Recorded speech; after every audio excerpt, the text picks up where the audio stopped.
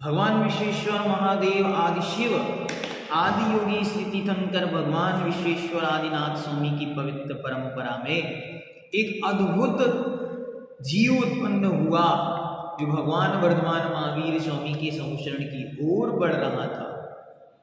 देखते उसकी क्या कथा है। अद्भुत कथा उस मेढक की आगम ग्रंथों में वर्णित है, उसे हम यहाँ पर देखते हैं। मेढक की कथा जो वैयावृत्ति में, अरहत पूजा में, भगवत पूजा में प्रसिद्ध हुआ। मगध देश की राजगृही नगरी में राजा सैनिक नाम का राजा राज कर रहा था।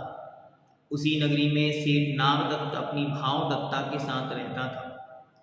नागदत्त हमेशा मायाचारी का व्यवहार करता था, जिसके कारण मृत्यु के पश्चात अपनी ही घर के कुएं में मेढक बनकर उत्पन्न हुआ। एक दिन सेठानी को देखकर उसे जाति स्मरण हुआ। वह छलांग लगाकर सेठानी के शरीर पर चढ़ गया। सेठानी ने बार बार उसे दुत्कारा, लेकिन फिर भी वह वहीं पर घूमता रहा, पुनः पुनः उसके शरीर पर चढ़ता रहा। तब सेठानी को महसूस हुआ कि हो सकता है यह जीव पूर्व का कोई इष्ट रिश्तेदार होगा। सेठानी ने अवधि ज्ञानी मुनि के समक्ष पूछा। वृतांत सुनकर सेठानी ने उस मेढक को बड़ी सावधानी पूर्वक घर में रखा। जब सेठानी ने सुब्रत नाम के मुनि जो वहाँ उपस्थित थे उनको पूछा कि इस प्रकार से कुछ घटना हमारे यहाँ घट रही है, ये कौन है, तो उन्होंने बताया ये आपके ही पतिदेव हैं। तब वो उसे अच्छी तरह संभाल कर रखने लगी। एक बार विपुलाचल पर्वत पर भगवान महावीर का सम्मोचन आने की चर्चा हुई।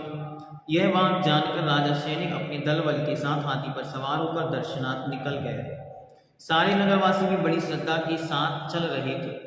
उस मेढक को लगा कि मैं भी क्यों न भगवान के दर्शन करने को जाऊं, इसलिए वह कुएं में से एक कमल की एक पंखुड़ी लेकर निकल पड़ा। रास्ता प्रचंड जन समुदाय से भरा था।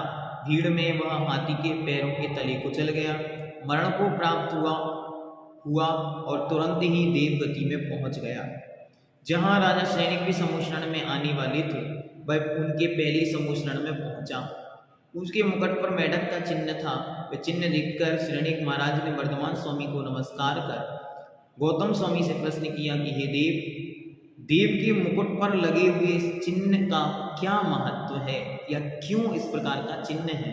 तब भगवान गौतम स्वामी ने पूजा का अतिशय समझाया। उन्होंने बतलाया कि किस प्रकार यह प्रमोद भाव से भगवान के श्री पवित्र चरणों में एक पंखुड़ी चढ़ाने आ रहा था और उस पंखुड़ी के भाव को जो उसने अद्भुत भक्ति का भाव अपने अंदर में भरा था, उसका यह परिणाम है कि इसको देव पद की प्राप्ति हुई। ये आपके ही हाथी के पैर के नीचे आया और आपसे पहले ही यह मरण को प्राप्त होकर देव बनकर यहाँ भगवान के दिव्य भव्य विशाल काय सम्मोचन में उपस्थित होकर महान प्रभाव को दिखलाने वाला हुआ है।